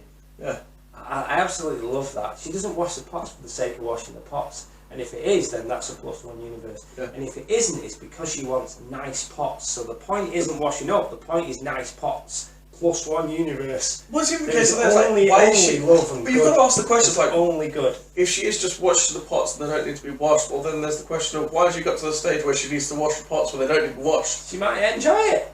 It's good therapy, cleaning. Yeah, but at the same time, it's like, why are we getting there? And then we're just like, more, this, and it's the extrapolation of infinity. +1. Yeah. It's amazing, but this is again. We'll tie it back to the media again. Yeah. The media wants you on negative one. Facebook wants you on negative one. The guy moaning next to you wants you -1. Or even just staying at 0. He doesn't know that. Or just stay zero. Which you can argue is just as bad because at least with a negative one, there's movement. That is exactly life. You know, so like, you know, all living things are not balanced. You know, you hear this talk about people being, he's a well-balanced person. No, he isn't. He is balancing. Yeah. Anything balanced is dead. Well, if you took your graph again, it's the classic one there. If you just have the line that's going across, there is no sound. Yeah, absolutely. It's only even just a tiny little vibration, you have a sound, but if it's nothing and 0, then that's it. Yeah, that is it. It is nothing and 0, and it's interesting that once you start realising that you can observe, you are not your thoughts. Yeah. You can observe them. Then you realise that you are actually then a third person. You can observe your thoughts negative, and you can observe your thoughts positive. That's the time when you're the universe rather than yourself. Yeah, you are and both. Maybe. All of them. You know, maybe you can just see like your sliver of it or whatever it is, and because I know why you're saying that. I know exactly why, but I'm conscious that other people might. But either way, it's still you. Yeah. It's still just Tommie observing my own thoughts. And once you realise you can observe your own thoughts, like watching a movie, where you can choose whether you're going to react to them or not, you can just watch your own thoughts like a movie. And that is where that ultimate power lies, because you can then start choosing which ones you want to react to habitually, you know, like a rat and a bell, you know, goes ding and a little bit of coin, a little bit of corn rolls out. If you start going, right, well, training whenever there's a happy thought, I'll pat myself on the back, or, you know, treat myself, or just smile or whatever. Then how do you treat the bad thought? Well, you don't. You just don't. You observe it and go, oh, there's that bad thought. Right, okay, yeah, kick the puppy. You know, and then you crack on. You know, and you train in the good thoughts. You know, and it's brilliant. It's practically brilliant. Not even just conceptually. Practical. Anybody wants any more information on this, by the way, genuinely send us a message, because I've got links out of the wazoo for stuff like this. I mean, books like that, the stuff Christian's been talking about when it comes to David Goggins, Jordan Peterson, even a lot of the stuff like you see on Joe Rogan. Ben Greenfield. He's somehow got caught up in this as well, Joe Rogan. Yeah, I'm sure he has. For some reason. Yeah, because he's allowing these really radical voices to speak. It's like, you should let every voice speak and then work out which song should be heard. Yeah, absolutely. Free speech helps you find out who the knobheads are. Yeah. Quite easily. You know? Because if you start stifling down, they become a fight club underneath ground, and then things happen from there. Yeah, well, rather than actually going, oh wait, this guy seems to be shouting out kill everyone. Does someone want to go, like, have a word with him about this? Yeah. Like, if he's not saying that, he's put it online and is it an honest chat board. Well, now we've got to go find him there, rather than go, oh, he's over there talking about it. Anybody who says you shouldn't be able to say something, even like some of the most horrific things, like you're saying speech can't be free. You're saying that you know best. You're saying that you also can't handle it as well. And you can't think out loud either. And yeah, absolutely. But to shut speech down is to shut thought down. Without a doubt, it just is. You know, and what are you saying? All of a sudden, you're not allowed to think. And also removing power from someone. Yeah, absolutely. And no one likes removing power. Having power removed from them. Think about it, like if you're not allowed to even think something, if you're not allowed to say it, you're not allowed to think it. Imagine somebody is literally trying to regulate your thoughts, and which is kind of what's happening with like what we said immediately. Yeah. Nobody wants you happy, apart from me. I want you happy, you know. And I want you reasonably happy. I've got some great information that, you know. So you've got Alan Watts, Bob Proctor. Though Bob Proctor's very much a salesman, but you just listen to his info. Bob Proctor, Joe Dispenza. That's Joe Dispenza, not Jodie Dispenza. Joe Dispenza. What else? Goggins, Wim Hof. Oh man, Wim Hof. Ben Greenfield. We've already said those, haven't we? Yeah. I'll tell you what. It's one of the best lines. It's the Sadhguru. He's amazing. Sadhguru. He's Jordan Peterson. Jordan Peterson. Like, just get stuck in. Just get stuck right in. You're better off trying to find out information and going, actually, that's not for me. I don't like it. Than not touching it all because it's scary. It's like, no, find out. This stuff will just make your life better. Yeah. It just will. Alan Watts. There's the top of the list. You've heard me and him mention that guy a lot. Alan Watts. Either listen to his lectures as it is, or listen to his lectures to chill step music. I personally like Alan Watts' Chill Step 10 is my favourite one. Let's do it. It's the best thing if you're doing something like sewing or something you're doing from your hands. You don't need to like directly pay attention. It's like, what? In fact, you may start, if you listen to Alan Watts, like you may start to go, hang on a minute, Tommy's pretty much regurgitating a lot of that. All the other times as well. You would be damn right I am, because it's worth sharing, and it's made such a fundamental impact on my life that it's having a big effect on my one as well. Let me put it this way, right? Do you remember that guitar? Not the green guitar I bought. Yeah. I had no right to be able to afford that guitar when I could not work. I couldn't walk, I couldn't work, I couldn't do anything. How did I afford that guitar? How did that, and I paid for it in full with my money that I hadn't had previously. Where did that money come from? There's an interesting question. Recently bought another guitar at a very similar price. How? When I've not been working, alright?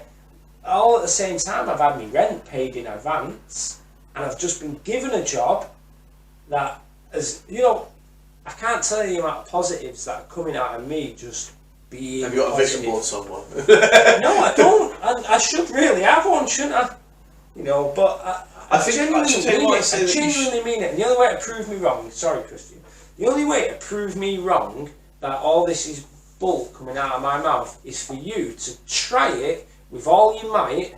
Now, if you self-sabotage it by not putting in the effort and then you go, oh no, it didn't work for me, well, that's your fault, not the problem. So you've got to go in, you've got to do it, and you've got to do it fully, properly, with everything you've got, and then tell me. But, you know, you've got to give it time and effort. But except for something, sometimes you trip.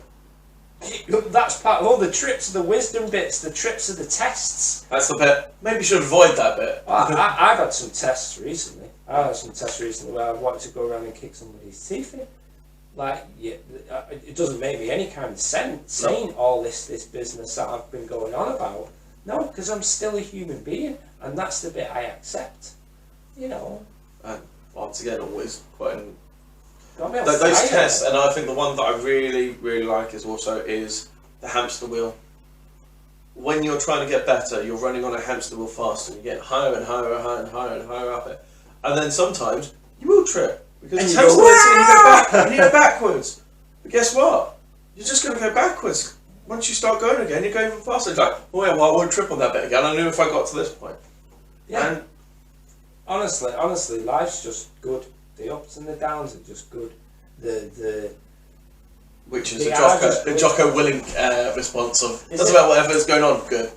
It is it's good. A response. Something's going on, good. Time to get better. Time to get stronger. It genuinely is. If you're still breathing, that's all that matters. Well, yeah. That was his sort of thing. Yeah. Are you still going? I mean, I could think of like you get some smart ass going like, what if you're being strapped in a chair? Well, you're being trying to be minus one then, aren't you? Well, yeah, you're putting that idea out there. And actually, also in a tortured situation in the N+1 universe, just kind of like, this is new, isn't it? I've not been tortured before. It's going to be suck, man. It's going to suck royally. But guess what? By the end of it, you David Goggins are going, you can't hurt me after this. I can't imagine that. That's the every experience. I could be positive about. However, the idea of the +1 universe is that, well, you'll be on the level where that won't be happening to you ever. Yeah. That's ultimately the point, you know, because you're getting into quantum theory here in that, you know, every possibility ever of all time is possible at every point ever in all time. Until we observe it, and then it changes state. Until you observe it, then it changes state. Okay, right. However, quantum mechanics. Wait till we get Dave on. However, the point is if you understand how that works, with also the Akashic records is the same thing. Should you be, which weirdly, when I read Mechanicum, the Akashic reader. Yeah. For those that like 40k, the Akashic reader is essentially a copy of the Golden Throne, which is an Akashic record in itself. Is the ability to see all possibility, all things at all time, which is chaos. Which makes everything the past. Which makes everything. Because you already know what's going to happen, so therefore it's the past. Oh, I suppose.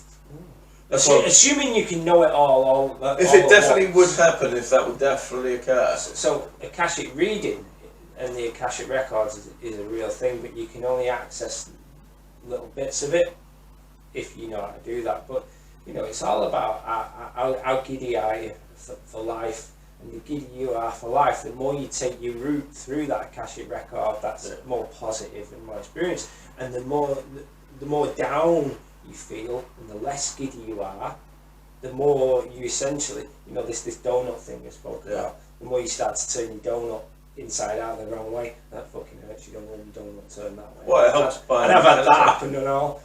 But that's the point. You start to go through all the routes that are of suffering, you know, and that's. And make yourself ill, literally. Yeah. That is the point. You know, you in fact it's how your body responds to mental stimuli. Again, you know, you think about eating a lemon, or you think about the guy that pissed you off. Your body starts producing them chemicals. You could all do that exercise right now. Think about your favourite food. That's how advertising works. Advertising goes, Coca-Cola. Oh, right, I feel like a Coke. Your body goes. Or the perfume adverts. How do perfume adverts work? You can't smell TV. But that's that. Yeah.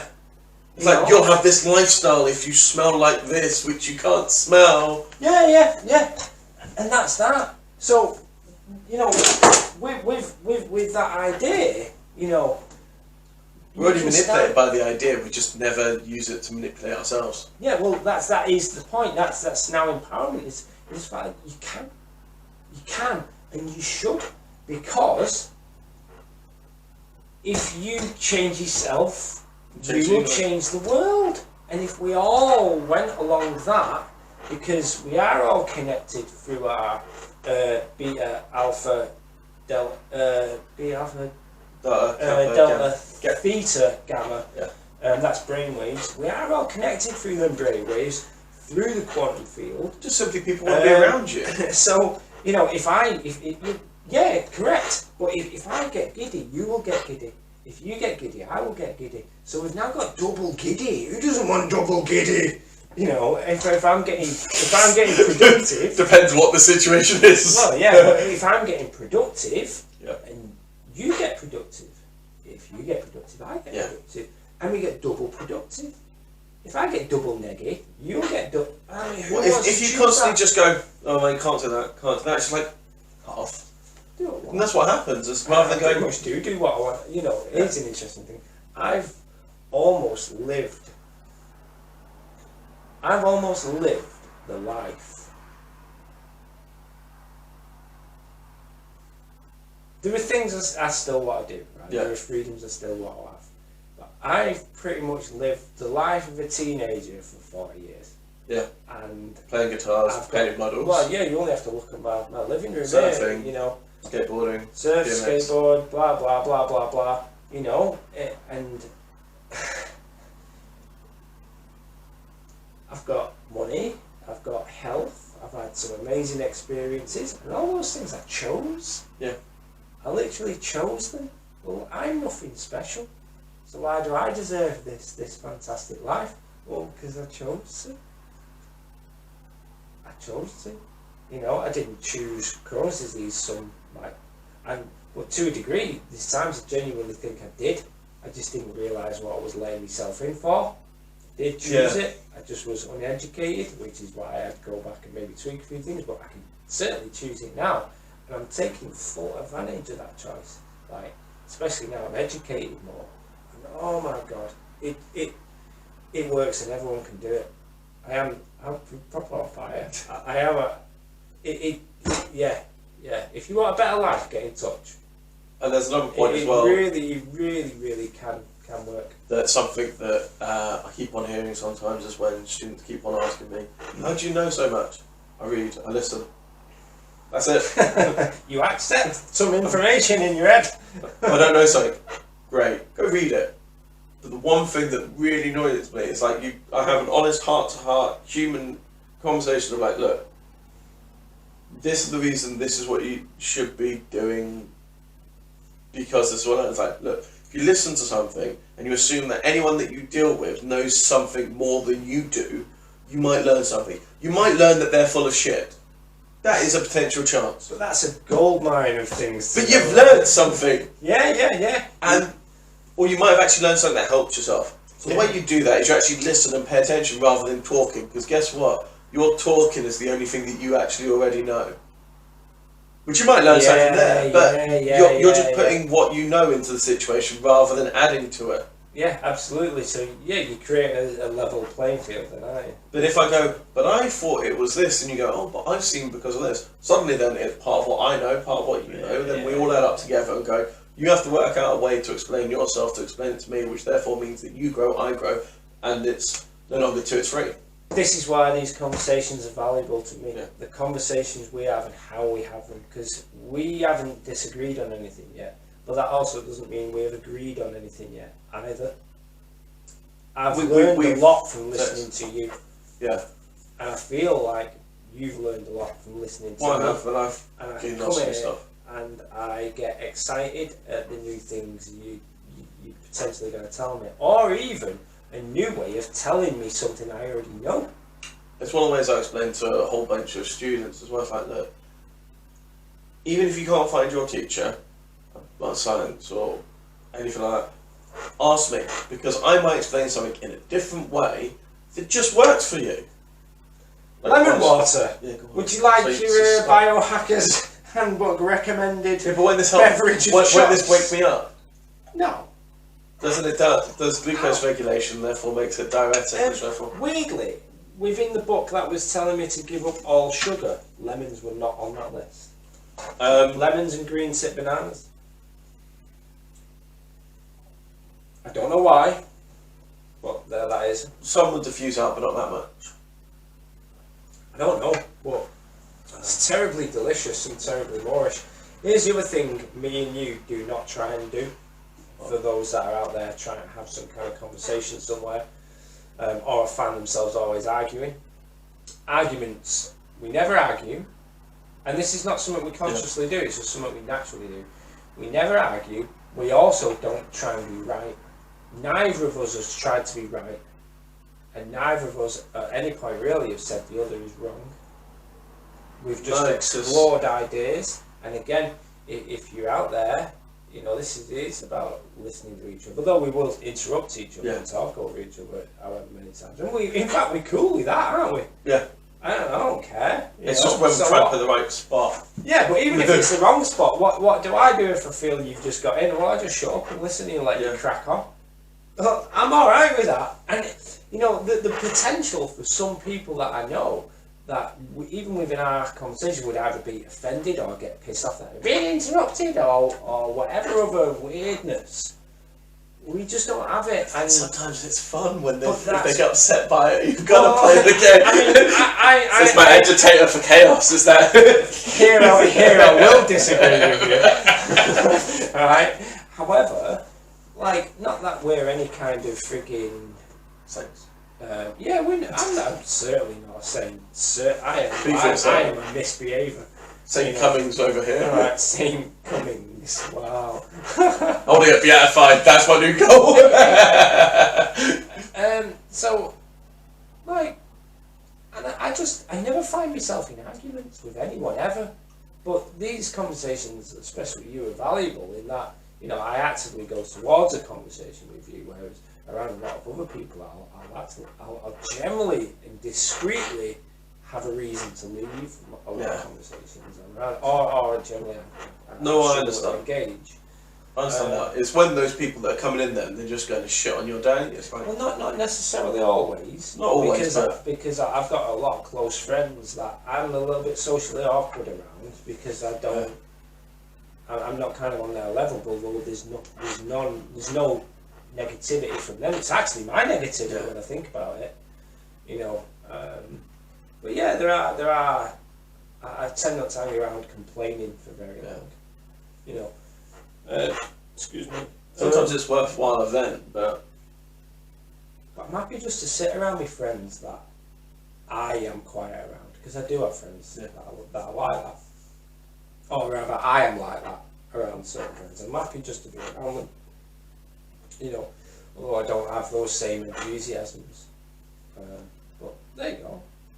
There's that whole experience thing sometimes, that feeling. Well, yeah, and you know, somebody might turn around and just go, Tommy, you're quiet, tell me about your madness, and I'll go, it is all about me madness, and all of a sudden I come alive, you know, and I'm happy just to be there for that.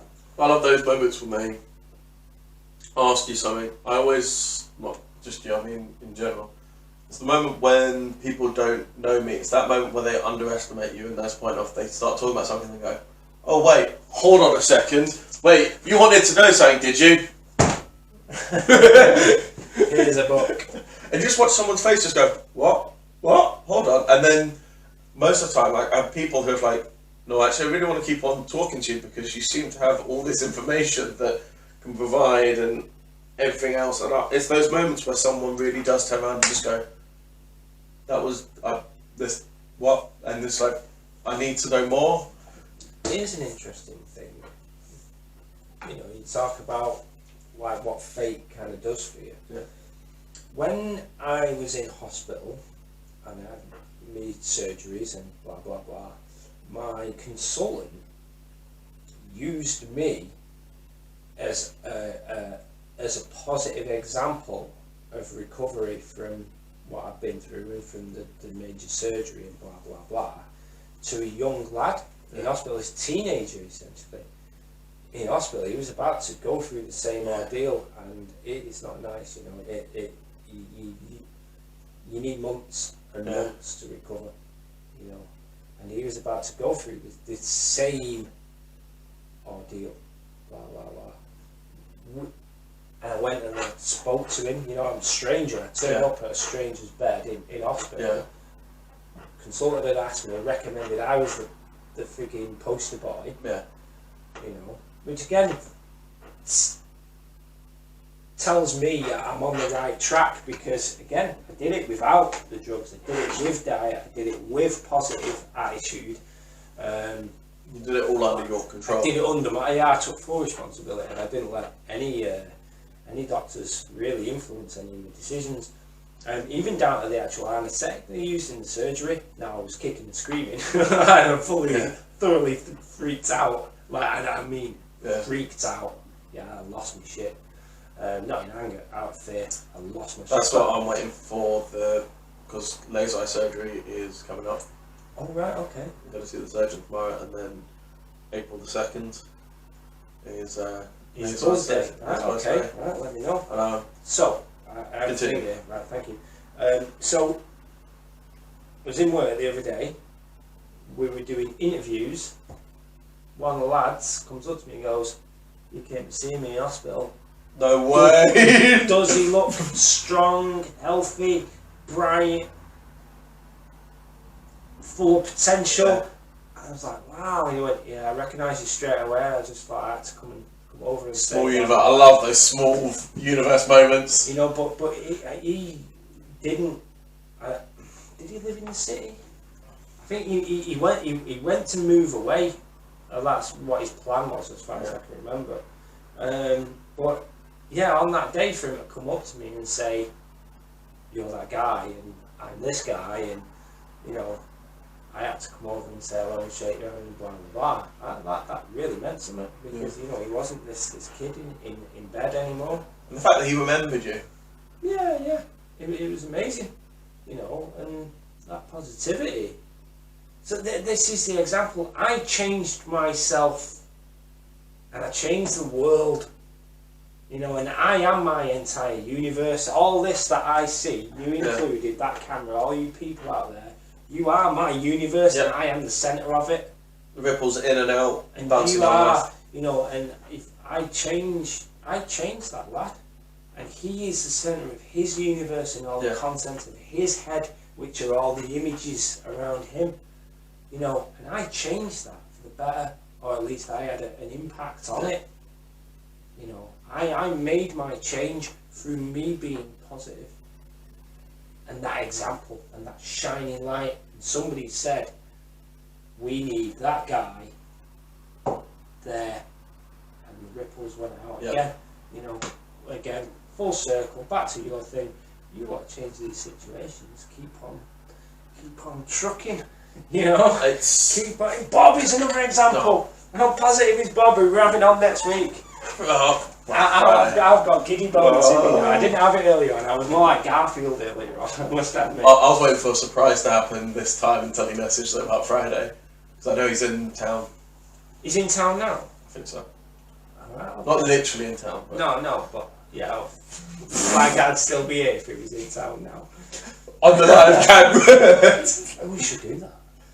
So Bob's coming. What, we're going to film Friday on the night out? What's Bob's rank again? I can't remember. He's an officer. He's an officer. I want to say he's a lieutenant or some sort. He's bigger than that, isn't he? No. No. There's different numbers, like there's first lieutenant, second lieutenant, etc. On his Facebook page? I don't think so. So anyway, he can tell us all about it next time. You know, Bob's coming on the show next week, and like a shining example of positivity. Can do. Doesn't like bullshit. Doesn't like complaining. Just goes large on everything. Bob's coming on the show. You know, you've all got like a week to get any questions in for a full-on amazing example of a human being. Yeah. You know, he's a Royal Marine. He's an inspiration.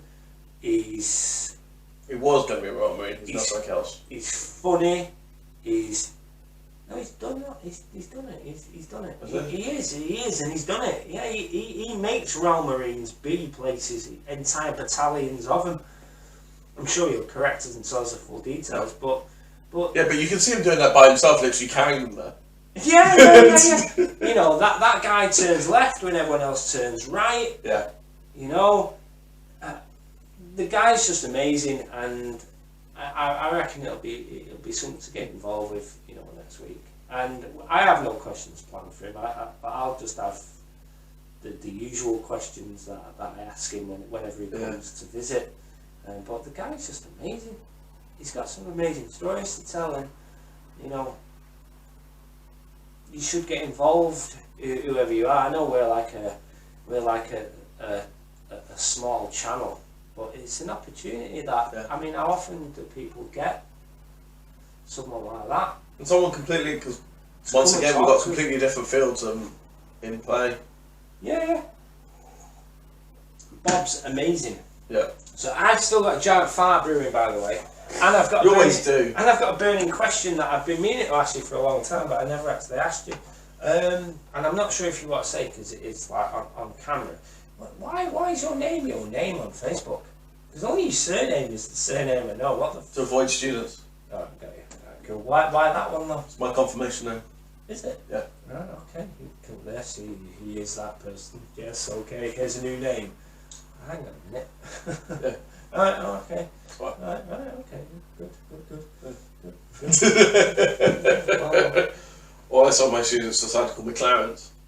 Clarence? I think I'm Clarence for some reason. Right, brilliant. And you're Christian, by the way, for some. I am? Yeah, supposedly. Right, okay. I think it's my favourite thing out of all the people when the kids say, "Oh, I've subscribed to your YouTube channel." It's like, no, you haven't. No, you might have, but you haven't watched it. If subscribers pop up. Yeah. Really? About 100 now these days. Is it? Yeah. I've not checked in a while. I've actually been, you may notice, I've been off the ball for a while. Well, both have in regard. But well, you know, I've got a new job. I've had weekends away painting, and I've just been incredibly distracted. And my ebb was low a little bit. Yeah. I've had an iron infusion. I've got another iron infusion tomorrow. But again, I've been experimenting more with sushi, eating meat, and again, things are just going up. So yay for meat. That's not a nay for veg, because the veg thing was still working. It did bring its issues, by the way. But I wasn't anemic because of veg. I was anemic because of a poor diet, which wasn't veg-based. You just didn't have heme iron availability. Well, I mean, I wasn't eating a lot of leafy green vegetables, asparagus, broccoli, spinach, cabbage. I wasn't eating a lot of high iron foods. I was eating toast, which I think I said in the last video. So, you know, I turned to meat as a quick thing. But what I started to notice was, while there's still a lot of things I can't eat because it'll go through me horribly, blah blah blah. What I did start to notice is when I was on this fully like vegan idea, there's a lot of fruit and veg. Oh man, I was shitting all the time. They were good ones, but my body was proper working all the time, you know, and it's like multiple times a day. And you know what? I don't think that's good. No, it shouldn't be going full steam all the time. I started going for sushi daily. You know, I eat quite a lot of it. It can be quite expensive. However, did everything slow down? Yeah. Did I start feeling better? Yeah. Well, it wasn't about, because I was eating not a lot of processed food anyway. Yeah, it was cooked, and you know, it was raw. But you saw the steak I had on the Instagram. You see that. You know, it looks like frigging watermelon. It's like raw in the middle. Oh, I love it, man. You know, but you see, it's on salad. So I cook the steak, but so it's like maybe cook 3 mil in. Yeah. You know, then I've got some steamed broccoli and steamed cauliflower, and then the rest is all raw. Oh, what a great meal. They talk about a whole bunch of different cooking techniques and that. Really? Okay, Yeah. right, good stuff. Has it got, what does it say about pressure cooking? I know it's on Vegetable Police that you were saying pressure cooking is like the way There's a forward French to nutrition. pressure cooking, they talk about that in particular. Oh, right, okay. I think. Interesting, but I'm not sold on the full meat diet. I'm definitely not sold on that, not yet. Especially because, again, a lot of these media is saying that the door is closed then for veg. Well, what if you're wrong in a few years, like you find out? You know, because these ex-vegans, they do a few years on veganism, and then they find out something's wrong. Then they go back on meat, and they struggle on back on meat for a little bit, like you said, but then they get better and better and better and better, but then they actually close the door on veg. Or We shouldn't be closing doors. Yeah, I'm not into that. So the balanced diet thing is selling me more and more. And the other thing is I am eating less, yet gaining more. Yeah. For eating meat, you know. So yay for eating meat. The other thing is I don't need to supplement. Yeah. As much. You know. It's always the biggest problem with veganism. Why would I want a supplement and call it a more natural diet? No, doesn't sit right. So, but this is about ethics now. No, it's never ethical. Although I don't want to be cruel to anybody. Yeah, it wasn't for ethical reasons. Cruelty is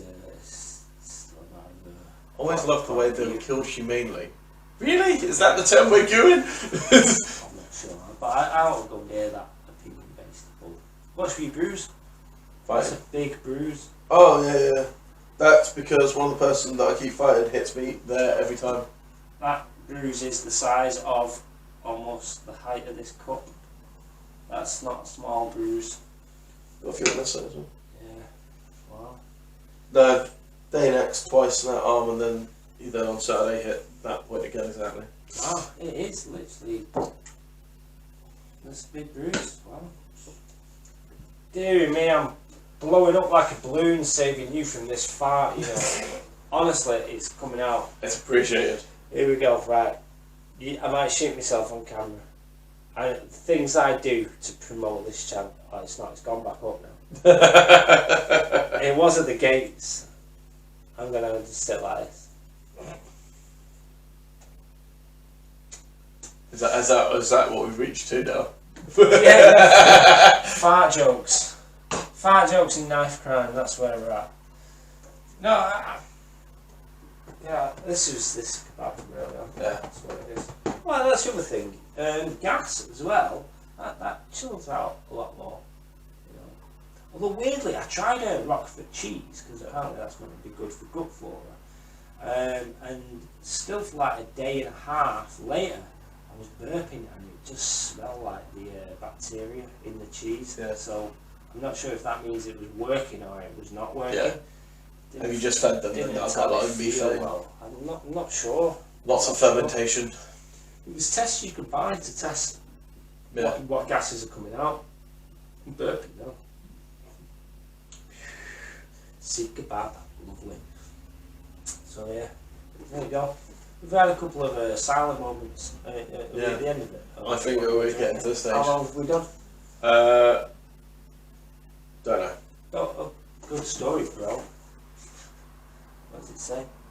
We done it. Have we done? We're done. We've easily done a few hours, haven't we? Yeah, it's 10 to 9 now, so... What do you guys reckon? Are we done? It doesn't say there. It says It says we've been going 28 minutes. No, that's because it's every half an hour. It separates them into half an hour spots. Another thing I noticed recently is my tongue doesn't have as greasy and like horrible coating on it as much anymore. It tells me I'm definitely going in the right direction for health. It's one of those, once you start getting rid of the bubbles, like, oh, that was really going well. Mm-hmm. Yeah, absolutely. Right, question before, if we're going to wrap it up. Yeah. Are we going to arrange an activity for me and you to do? A one-off, fun thing. What are we going to do and when are we going to do it? I want to do something. We do need to arrange something, particularly half term coming up. And How long is half term? Away. I've got 2 weeks off. So we've got Bob next week. That's happening. Yeah. A week from now, what do you want to do? It's a question of whether or not I'm here or not, but we might be able to do. Alright. When are you here? I'm pulling out my diary now, we're booking something in. We're going to go and do it. Here we go. So it's on camera. Well, are you doing anything for Mother's Day?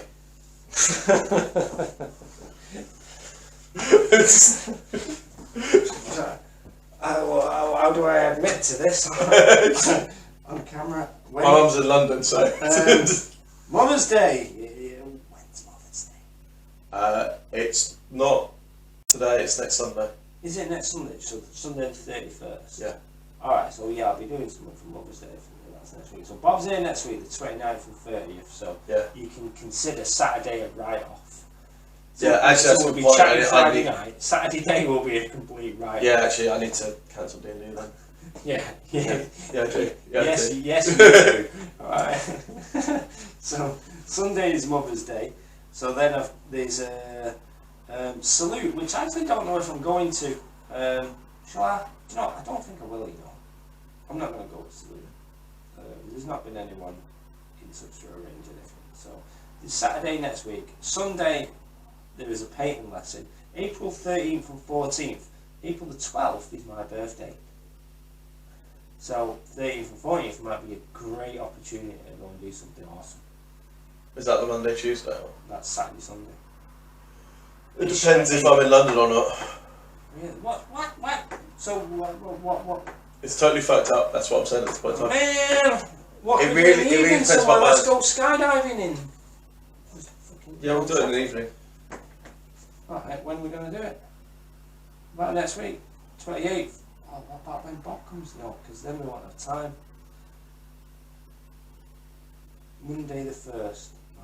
Can do that. Tuesday the 2nd. Eyes, lasers. Oh, yeah. Oh, in fact, your eyeballs will be out of action for a while, won't they?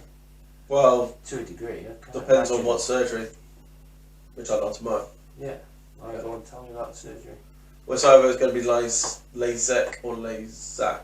And the difference between those is basically, one, they literally just make a little flap and lift it up, and then put it back down after they've used the laser. The other one is they basically then dissolve the surface with a form of ethanol, and then they do the treatments and then put safety contact lenses over the top. I want the flat one because it just heals the line then rather than anything else. Yeah. How long would that then take to heal? Feel normal again? Well, possibly by the next couple of days, or they'll still be healing. They say don't do strenuous exercise for like a week or so. Okay, so yeah, you've got a week. So, I'll tell you what, by next video, we're going to have some plan. Yep. Because that's life. Yes. New experiences.